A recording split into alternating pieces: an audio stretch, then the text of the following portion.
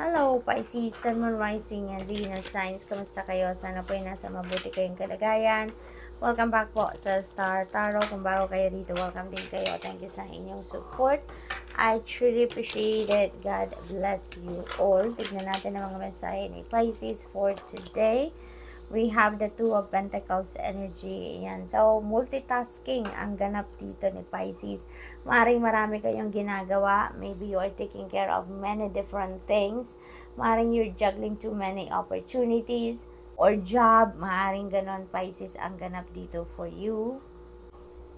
Maaari din na this is calling you for balance, no, Pisces.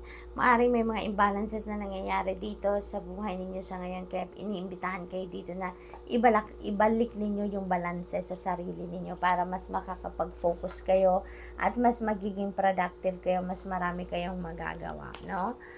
We have Page of Cups, ayan. So this is exciting news, wonderful news na parating.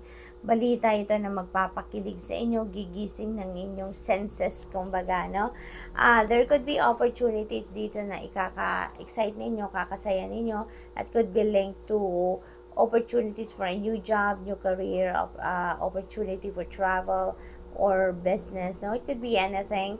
Posible din na meron ditong invitation for okasyon, no? Maaaring may mga invitation dito sa inyo para sa isang celebration, okasyon, yung mga ganon, birthday, kasalan, yung mga ganon ba, engagement siguro, or maybe merong anniversary party, yung ganon.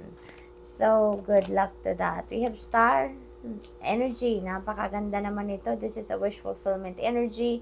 At meron din ditong new beginning. So, Pisces, napakaganda nito. Meron nang magka-come to fruition dito na wish kayo, no? So, kung nag-wish upon a star kayo in the past, no, maaring ito na, no? Kung ano yung pinaka-sincerest wish ninyo, might come your way na sa ngayon. Yun ang parating, yun ang bibigay sa inyo ng universe at this time. This is new hope also. This is new hope, new optimism. There is new path na magbubukas para sa inyo dito. This is also bagong simula, no? Bagong simula ng kung ano man sitwasyon sa buhay ninyo, Pisces. Nanggagaling kayo dito sa challenging situation, ano?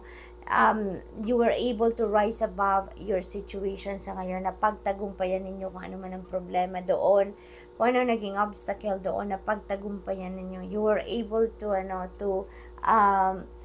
surpass that challenge. Kaya ngayon, binibigyan kayo ng pagkakataon ng universe na makapagsimula ng bagong buhay, no? So, good luck to that. What else? We have the moon energy. Ayan. So, with all this, no, changes, transition sa buhay ninyo, you are divinely guided, no, Pisces? Dito, binibigyan kayo ng divine guidance, binibigyan kayo dito ng gabay ng Panginoon. So, it is extremely important for you to listen to your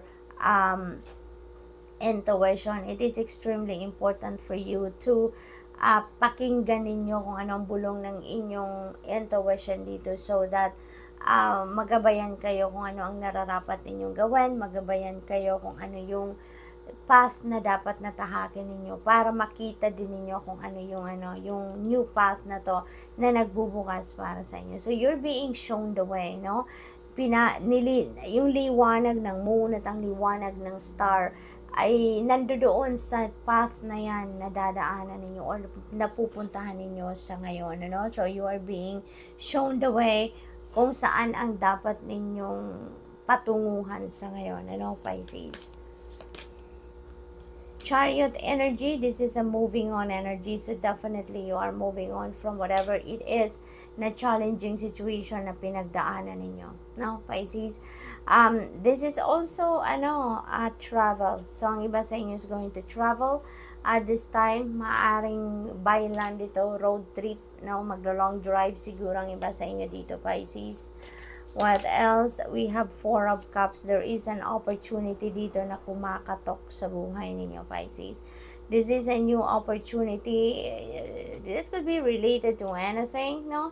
Na opportunity na to, and yan ang kakatok sa inyo. Yun ang pupukaw sa damdamin ninyo ngayon, ano? Maaari lang kasi na hindi ninyo napapansin yan na oportunidad na yan because you are feeling down, no? Ang iba sa inyo dito, feeling down. Maaring may hangover pa kayo doon sa problemang pinagdaanan ninyo, no? Kaya ngayon parang ano pa kayo, parang natutulog pa ang damdamin ninyo. But this is a heads up for you na meron mga opportunities na kumakatok sa inyo ngayon. May mga opportunities na lumalapit sa inyo. So, pay attention to that, Pisces. Give them a chance, okay?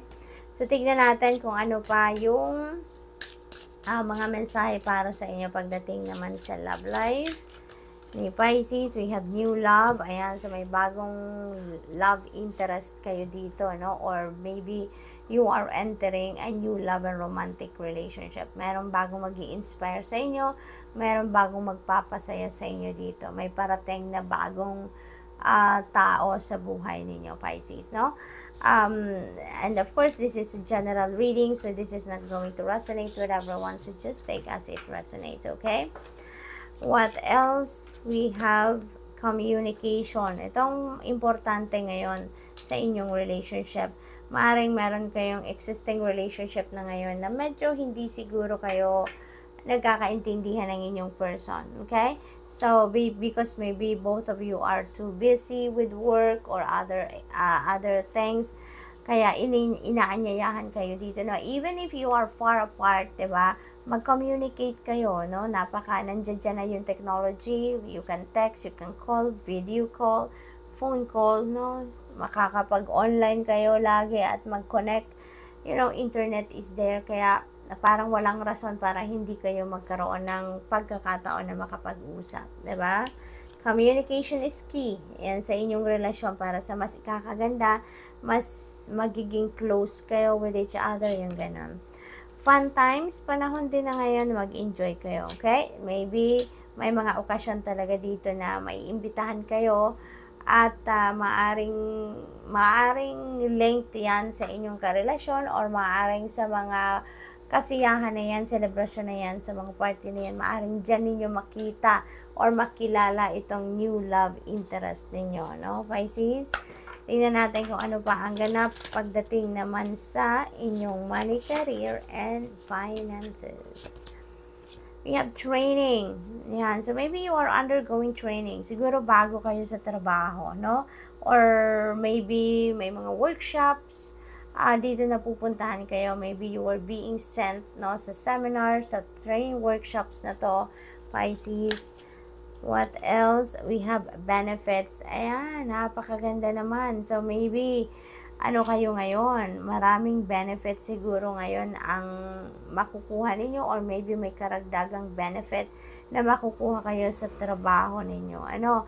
Or posible din na meron kayong hinihingi, nire-request sa employer ninyo, no? Na additional benefit na deserve naman din ninyo, no? What else? We have negotiate. Ayan. So, maybe yung benefits na to, yung ine-negotiate ninyo. Maaaring ito yung pinapakiusap ninyo na you deserve to receive this kind of benefit, no? Sa galing ng trabaho ninyo, sa ganda ng trabaho ninyo. So, maaaring yan ang ipinapakiusap ninyo. Posible din na bagong hire kayo, no, sa trabaho or maybe iha-hire pa lang kayo dito. Kaya maybe you're asking for what are your benefits, no? So, posible din na yun ang ipapakiusap ninyo. Yun ang ine-negotiate ninyo, no? So, good luck.